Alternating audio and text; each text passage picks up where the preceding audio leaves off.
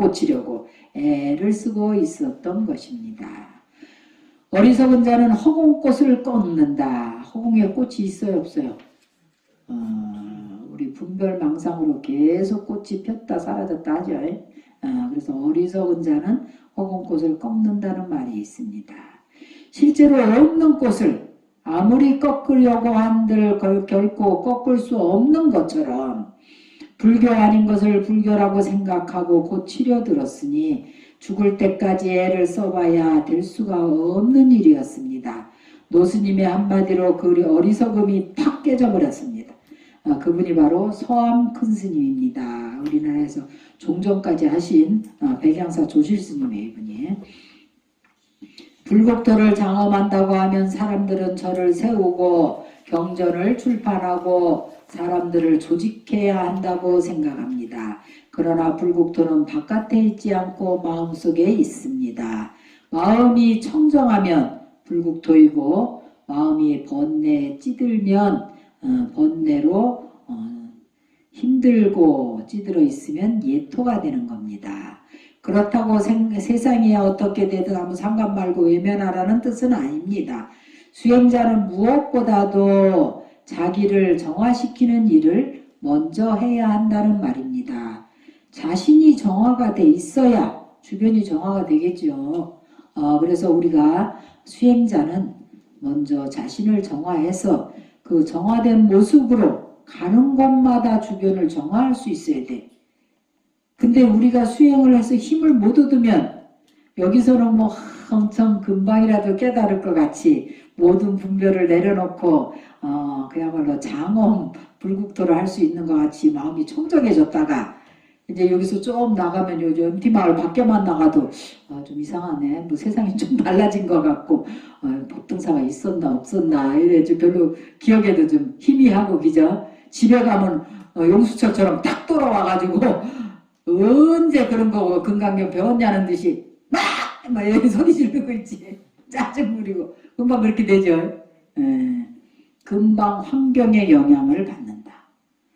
그래서 우리가 수행을 하게 되면 등력을 해야 돼. 힘을 얻어야 돼. 그래서 그 사람이 가는 곳마다 자신도 정화되어 있고 주변도 정화시킬 수 있어야 돼. 특히 스님들은 자신도 불법승 삼보로 무장이 돼 있고 가는 곳마다 중생들을 발심시킬 수 있어야 돼요. 신심을 고무시키고 보리심을 일으키게 할 수 있어야 된다. 그런데 가는 데마다 중생들이 나를 보고 번뇌가 일어나고 의심스럽고 있는 심심도 별로 안 나고 그럼 되겠어요? 안 되겠어요? 그러면 안 되는 거예요. 그렇기 때문에 수행들은 스님들도 그렇고 우리 불자들은 정진을 열심히 해서 힘을 얻어야 돼. 힘을 못 얻으면 오히려 어떻게 돼요? 금방 환경의 영향을 받습니다. 여기서는 뭐 열심히 정진하는데 금방 어디 가서 사이비 같은 데 들어가면 금방 사이비가 돼갖고 나온다고. 거기에 금방 헷갈려가지고 불교 같기도 하고 안 같기도 하고 금방 거기 휘둘려갖고 나오고. 그러면 안 된다. 그렇기 때문에 정진을 해야 되는데 힘을 얻을 때까지 정진을 해야 돼. 마음을 집중해서. 그게 참 중요합니다. 그래서 자신을 정화시켜서 그래서 여러분들이 뭐 이제 요새 유튜브 보고 사람들이 금강살타 진원도 열심히 하고 이렇게 하는데 정화하는 그게 진원이잖아요. 적어도 10,000번 이상 10만 번 이렇게 해가지고 자신이 완전히 정화가 돼갖고 더 이상 그런 번뇌가 들어오지 못하게 정화를 해야 되는데 전부 맛만 보고 이거 조금 하다가 뭐 그냥 할만하네. 그리고 이제 저거 조금 하자 좀 할만하고 또 이거 좀 하다 좀 할만하고 힘을 얻을 때까지 하지를 안 해. 그러니까 뭐 출가한 지 10년이 되고 20년이 되고 뭐 절에 다닌 지 뭐 20년 30년이 돼도 전혀 변하지 않는 거예요. 맨날 도루아미타불이라 도루묵이 아니고 도루아미타불이지. 맨날 도루아미타불이에요. 바뀌는 건 하나도 없고 승질머리는 여전히 못 됐고. 그럼 되겠어요? 안 되겠어요? 일단은 수행이 잘 되면 사람이 어떻게 돼야 돼? 부드러워집니다. 그거를 유화하고 선순한다. 착할 선자에다 순할 순자. 유하해. 부드럽고 잘 수순을 해. 모든 사람들한테 느낌이 저 사람은 참 부드럽고 순하구나라고 느껴지면 수행이 되는 거예요. 근데 뭐 절에 오래 다니면 도깨비가 돼갖고 그걸 도깨비랄게. 더 무서워 어떻게. 새로 들어오는 불자들한테 뭐 자세히 알려주기는커녕 무슨 자기가 뭐 절에 몇십 년 다닌 게 무슨 벼슬이야. 그래갖고 오히려 막 큰 소리 치고 못한다고 나무래 쌓고 막 그렇게 하면 안 돼요. 절에 오래 다녔어도 수행이 됐다는 거 표시가 뭐예요? 부드러워야 돼. 왜? 절에 처음 온 사람들은 어린애나 마찬가지잖아. 우리가 어린애한테 막 소리 질러 이리 와봐 이렇게 하는 거야. 아니야 그거 잘못됐어. 이렇게 얘기해야지. 소리 빽빽 질르면 어린애가 놀라서 울어. 그죠? 그렇게 하면 되겠어. 근데 절에 몇십 년 다녀도 그걸 못 고쳐. 그러니까 알겠어요? 절에 오래 다니면 어떻게 된다고? 어떻게 된다고 그랬어요? 유하하고 선순한다고. 일체 중생을 제도하겠다는 마음을 내되 만일 자기가 중생을 제도했다고 생각을 하면 그런 이미 보살이 아닌 것처럼 보살이 불국토를 장엄한다는 생각을 하면 그것은 이미 장엄이 아닙니다. 다만 보살의 행위를 이름하여 장엄한다고 할 뿐입니다. 제도하는 자와 제도받는 대상을 나누고 분별하듯이 예토와 정토를 나누어 무언가를 만들고 꾸민다는 생각은 아상인상, 중생상, 수자상에 벗어나지 못한 관념입니다. 그러니까 장엄을 한다는 건 가장 먼저 뭐라? 번뇌를 소멸하고 분별망상을 버리고 마음이 청정한 것이 그것이 장엄이다 이 말이에요. 하늘의 태양과 달과 별이 그 누구의 것도 아니듯이 공기와 물과 흙 또한 그 누구의 것도 아니며 집도 차도 사람도 그 누구의 것도 아닙니다. 다만 그때그때 필요에 따라서 쓰일 뿐이니 누가 쓴다 해도 인연에 따르는 것일 뿐입니다. 보살은 그런 마음으로 분별심 없이 불국토를 장엄합니다. 한 신자가 절에 다니면서 마음의 평화를 누리지 못하다가 교회 가서 설교를 듣고 삶의 보람을 느끼게 됐다면 그걸 기분 나빠해야 될까요? 같이 기뻐해야 할까요? 당연히 기쁜 일입니다. 또 절에 나와서는 자기 이익만 챙기던 사람이 교회 나가고부터는 남을 돕고 살기 시작했다면 그것은 좋은 일입니까? 잘못된 일입니까? 더없이 좋은 일입니다. 그런데 그 사람이 불자라는 생각에 매달려 있으면 저 사람은 왜 절에 다니다가 교회 다니는 거야? 하고 화가 치솟습니다. 상에 집착하는 중생심 때문입니다. 그 상만 버리면 그것이 다시 없이 좋은 일임을 알게 됩니다. 내 입장을 버리고 실상의 측면에서 본다면 세상에는 절대 있을 수 없는 일은 없습니다. 윤리 도덕적인 고정관념의 상을 세우고 거기에 따라서 옳고 그름을 재단하는 것은 괴로움을 자초하는 것입니다. 우리가 고정관념을 가지고 옳고 그름을 재단하는 것은 고통을 자초하는 거다 이 말이에요. 사람마다 업이 다르고 사람마다 이해할 수 있는 영역이 틀리는 거예요. 그렇기 때문에 그런 고정관념을 버리는 것이 괴로움에서 벗어난 거다. 상을 깨고 한 발 물러나서 바라보면 누구를 만나고 어떤 일이 생기든지 미워하거나 원망하는 일이 없습니다. 그가 내 마음을 오해해서 나를 미워할 수는 있겠지만 적어도 나는 이 세상 누구하고도 원수질 일이 없고 미워할 일이 없습니다. 그래서 상을 깨고 한 발짝 물러나서 바라보라는 거죠. 그러면 원수가 질 일도 미워할 일도 없다 그랬습니다. 마땅히 머무는 바 없이 그 마음을 낼지니라. 응모소주 이생기심이다. 이게 금강경의 가장 중요한 키워드입니다. 뭐라고요? 응모소주 이생기심. 머무는 바 없이 마음을 내라. 우리는 꼭 자기 견해, 편견, 자기 분별, 자기 입장에서 생각하고 마음을 내고 하죠. 그런 마음이 없이 그런 견해에 머물지 말고 순수한 마음으로 마음을 내라 이런 뜻이에요.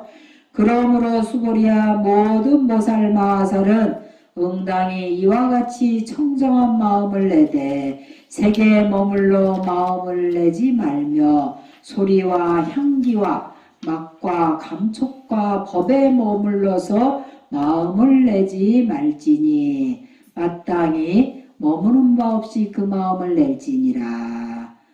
응모소주 이생기심이라 이 말에서 깨달으신 분이 있죠. 누가 깨달았어요? 응모소주 이생기심 듣고 깨달으신 분이 있는데 유명하신 분. 육조 해능대사가 깨달았죠. 참으로 행복하고 자유로운 사람이 되고자 하는 모살이라면 마땅히 청정한 마음을 내야 한다고 했습니다. 여기서 청정한 마음이란 더러운 마음과 반대되는 깨끗한 마음을 말하는 게 아니고 더러움과 대립하는 깨끗함, 악에 대립하는 선을 말하는 게 아니라 어떠한 사항도 짓지 않고 무엇에도 집착하지 않는 걸림없는 마음, 육군 경계에 머무는 바 없는 마음을 청정한 마음이라고 이름지어서 부를 뿐입니다. 머무는 바 없는 마음에 대한 가르침을 앞서 제4번에서도 살펴본 적이 있습니다. 보살은 색과 소리, 향기, 맛, 감촉, 법에 머물러 보시하지 않는다고 했습니다. 육군 경계로 모양지은 상에 집착하지 않고 보시하는 것처럼 중생을 제도하고 불국토를 건설하겠다는 마음을 낼 때에도 상에 머무르지 않는 마음을 가져야 합니다. 응무소주 이생기심, 금강경에서 가장 유명한 구절 중에 하나인데 그것은 육조에는 대사 구절을 깨달음을 얻었다는 일화가 있는 구절이다. 중국 남북조 시대 인도에서 온 달마 대사가 중국에 선불교를 전했습니다. 이 선불교가 어느 정도 교세를 떨치기 시작한 것은 바로 육조 해능대사 때부터라 그랬어요. 육조 해능대사가 계시던 산이 조계산입니다. 그래서 우리나라가 대한불교 조계종이에요. 우리가 대한불교 조계종이 육조 해능대사의 법맥을 이었다라는 뜻으로 조계종입니다. 아시겠죠? 해능은 양쯔강 이남의 가난한 집에서 태어났어요. 양쯔강 이남 지역은 문화가 뒤떨어졌다고 해서 오래전부터 오랑캐로 천대받던 곳입니다. 우리도 전라도 사람들 천대하듯이 여기도 그랬던 모양이에요. 해능은 어려서 아버지를 여의고 어머니와 둘이 살면서 나무찜을 하루다 하루하루 연명하는 어려운 살림을 꾸려나가고 있었습니다. 어느 날 해능은 땔감을 팔고 나오는 길에 한 스님이 경을 읽는 소리를 듣게 되었어요. 응모소주 이생기심이라는 구절에서 마음의 문이 탁 열렸다는 거예요. 그동안 가슴에 이게 닫혀있던 가슴 착가가 확 열린 거라. 응무소주 이생기심이라는 한 구절에 금강경을 읽던 스님은 해능이 범상한 인물이 아님을 알아차리고는 황매산에 있는 오조 홍인대사를 찾아가서 공부를 하라고 권했습니다. 그때 오조 홍인대사 문화에는 700명에 이르는 제자가 있었대요. 신수 스님이 이제 최고 우수한 수제자였죠. 상수제자로 있었습니다. 해능이 찾아가자 홍인대사는 그에게 어디서 왔느냐고 물었습니다. 영남 지역에서 왔습니다. 하니까 영남의 무지랭이가 어찌 부처가 될 수 있겠느냐 했어요. 홍인대사 한마디에 해능은 주눅들지 않고 대답을 했습니다. 사람에게 남과 북이 있을 뿐 불성에 어찌 남과 북이 있겠습니까? 육조 해능대사는 불교를 별로 많이 배운 사람도 아닌 것 같은데 대뜸 이렇게 대답을 했다는 거예요. 홍인대사는 해능의 대답으로 그의 그릇을 알아차렸지만 그런 기색은 미치지 않고 방앗간에 가서 방앗 찢는 일만 시켰습니다. 수백 명이나 되는 제자들이 해능의 존재를 도전으로 받아들이고 적대시할 것을 염려했기 때문입니다. 그렇게 8달이 지나는 날 홍인대사는 제자들에게 깨달음의 개송을 지어서 가져오라 했어요. 상수제자였던 신수스님이 조사당 남쪽 복도벽에 개송을 적어 넣었습니다. 몸은 보리의 나무여 신시보리수라 마음은 밝은 거울과 같으니 심려 명명되요. 때때로 부지런히 털고 닦아서 시시금불씩 가여 티끌과 먼지가 묻지 않게 하여라. 물사 약진에 그랬는데 이 개송을 보고 홍인대사가 말했습니다. 법무중생이 이 개송을 의지해서 수행하면 타락하지 않겠지만 이런 견해로는 위 없는 보리는 깨달지 얻지는 못하리라. 그때 해능대사가 방앗간에서 일을 하다 한 동자승이 신수의 개송을 그러니까 외우는 소리를 들은 거예요. 지금 외우는 것이 무슨 개송인가 모르고 있었소. 큰 스님께서 가사와 법을 전해주시고자 개송을 지어오라 했는데 신수 스님이 조사당 남쪽 복도벽에 이 개송을 써놓았소. 큰 스님께서 우리에게 이 개송을 읽고 외워서 수행에 지침이 되라고 하셨습니다. 하니까 해능은 동자승에게 그곳에 데려다 주기를 부탁했어요. 동자승은 해능을 조사당 남쪽 복도로 데려다 주었습니다. 그러자 해능은 이 개송에 이제 예경을 했다는 거죠. 절을 하고는 글자를 알지 못함으로 어떤 사람에게 읽어주기를 정했습니다. 해능은 듣고서 그 뜻을 알아차렸다는 거야. 뜻을 알았습니다. 그리고는 자신 역시 그 한개송을 지어서 글을 쓸 줄 아는 이에게 서쪽 벽에다 써달라고 그랬어요. 보리는 본래 나무가 없는 것이다. 이 말이야. 보리 본모수하니 밝은 겨울 동안 받침대가 없네. 명경 역비대라. 부처의 성품은 본래 깨끗하니 본래 무일물이거니 어느 곳에 티끌과 먼지가 있으리요. 하처 약진해하리라. 약진해리요. 그래서 어느 곳에 티끌과 먼지가 있으리요. 이거는 본래 부처와 중생이 둘이 아닌 경계에서 지은 개성이죠. 그리고 해능은 곧이어서 또 하나의 개성을 벗습니다. 마음은 보리의 나무여 심시 보리수라. 몸은 밝은 거울의 받침대라. 신이 명경되어. 밝은 거울은 본래 깨끗하니 명경은 본청정하니 명경 본청정하니 어느 곳에 티끌과 먼지가 물들리어 하처 약진해라. 해능이 써놓은 개성을 읽은 홍인대사, 5조 홍인대사고 해능은 6조예요. 이제 그 선가의 법맥이 그렇다 이 말이에요. 곧 큰 뜻을 잘 알았으나 여러 사람이 알까 두려워 말씀하시기를 이도 또한 아니다 하셨어요. 그러고는 밤중에 몰래 해능을 조사당으로 불러가지고 금강경을 설해 주셨습니다. 해능은 한 번 듣고 바로 그 뜻을 깨우쳤고 홍인대사는 해능이 선종의 법을 이어받을 6조 대사로서 인정을 했습니다. 이 일화에서 보듯이 절에 들어온 지 고작 8달밖에 안 된 스님도 아닌 일자 무식인 행자였거든요. 그 당시 해능에게 법이 전해진 그 모습이야말로 금강경에서 말하는 불법 그대로입니다. 응무소주 이생기심 그 도리를 깨닫기만 하면 처처가 불법이요 매사가 수행이며 만나는 사람이 모두 다 부처입니다. 법은 깊은 산속 절에 있는 것도 아니고 방대한 8만 대장경 안에 있는 것도 아닙니다. 내가 지금 몸담고 있는 현실 속에서 매일매일 부딪히며 살아가는 사람들 속에 법이 있는 것입니다. 다만 이름할 뿐이다. 그래서 수고리와 비유컨대 어떤 사람의 몸이 수미산왕만 하다면 그대는 어떻게 생각하느냐? 이 몸이 크다고 하겠느냐? 수고리가 대답하기를 매우 큽니다. 세존이시여. 왜냐하면 부처님께서 몸이 아닌 것을 이름하여서 큰 몸이라고 말씀하셨기 때문입니다. 인도 세계관에 따르면 수미산은 이 세상의 세계의 중심에 자리 잡고 있는 가장 큰 산입니다. 실제로 수미산이 있죠. 마운틴 수메르 그래요. 영어로는 어디 있냐면 그 티벳에 있습니다. 티벳에 카일라시라고 그래요. 카일라시. 그래서 거기 수미산에 이제 성지순례 가는 사람도 많은데 그 수미산이 힌두교의 성지예요. 그리고 이슬람교의 성지고 또 불교의 최고 성지입니다. 그래서 거기에서 수미산에서 누가 살았냐면 그 밀라레바라는 티벳의 최고 그 성취자 밀라레바가 수미산에 살았다 그래요. 그래서 거기 가다 보면 밀라레바가 살던 그런 그 성지가 있습니다. 우리가 기회가 되면 한번 가면 좋은데 무릎이 현찮아서 자신 없어요. 이게 무릎이 지금 좀 일찍 갔어야 되는데 이 무릎 때문에 어려울 것 같은데 그런데 수미산이 아무리 크다고 해도 이 세계 전체와 비교하면 아무것도 아닙니다. 또 이 세계가 아무리 크다 해도 삼천대천 세계에 비할 바가 아니고 삼천대천 세계 아무리 크다 해도 겐지스강에 모래할 수만큼 많은 삼천대천 세계와 비교하면 티끌에 불과합니다. 지금 내 앞에 찻잔이 하나 있는데 이 잔을 크다고 해야 할까요? 작다고 해야 할까요?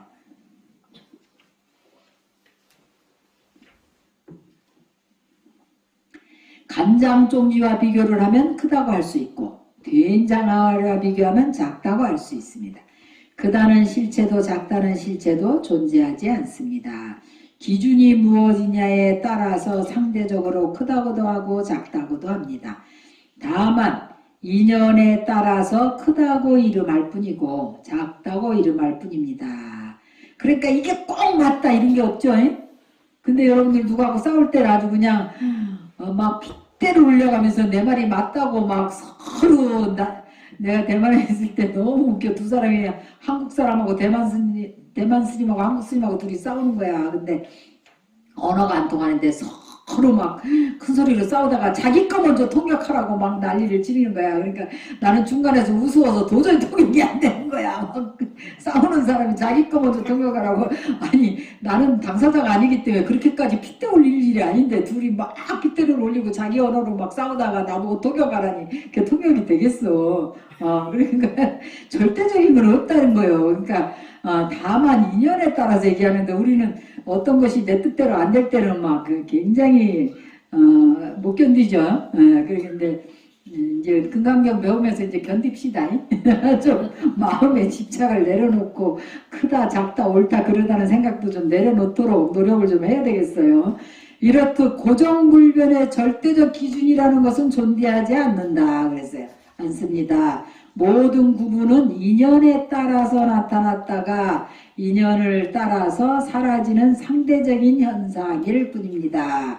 그래서 모든 것은 인연 따라서 그래서 저도 나름대로 항상 생각하는 게 수연도중생이라 인연에 따라서 중생을 제도한다. 제가 스님인 거는 맞기 때문에 법을 널리 펴야 되고 부처님 법을 널리 전해야 될 의무가 있지만 인연 따라서 법을 펴고 중생을 구제하기 때문에 일부러 우리 법륜스님은 막 전단지도 돌리고 하셨는데 나는 전단지 돌릴 용기도 없거니와 그래도 인연에 있는 사람들만 그래도 요즘에 유튜브를 하니까 구독자가 3,000명이 훨씬 넘었어요. 3,100 오늘 30명도 넘었어요.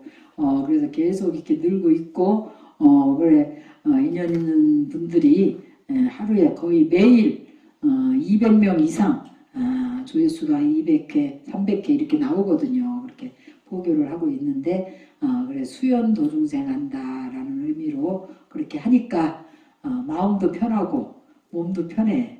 열심히 막 떠댕기라고 해 안 써가지고 그래서 이 말씀대로 모든 것은 인연 따라서 그걸 불교용어로 수연 인연 따라서 중생들과 인연을 좋은 인연을 맺는다. 그래 중국 사람들 보면 결연한다. 좋은 인연을 많이 맺는 것이 중요하다 해서 사람들한테 항상 뭘 가지고 다니면서 이렇게 베풀어요. 그러면서 재연 그러거든. 결연 인연을 맺고 싶다. 좋은 인연 맺고 싶다 하면서 뭘 맨날 이렇게 줬어. 중국 사람들은 그래 하는데 우리 불자들도 항상 사람들과 인연 따라서 좋은 인연을 맺는 그런 마음으로 항상 보시바람에 베푸는 그런 마음 그리고 다른 사람을 배려하고 보살행을 하는 그런 마음으로 불자의 행을 실천하셨으면 좋겠습니다. 오늘은 장엄 정토분까지만 하기로 하고 다음 시간에 무의복 승분을 같이 하겠습니다. 자, 오늘 금강경 강의는 여기서 마치도록 하겠습니다. 성불하십시오.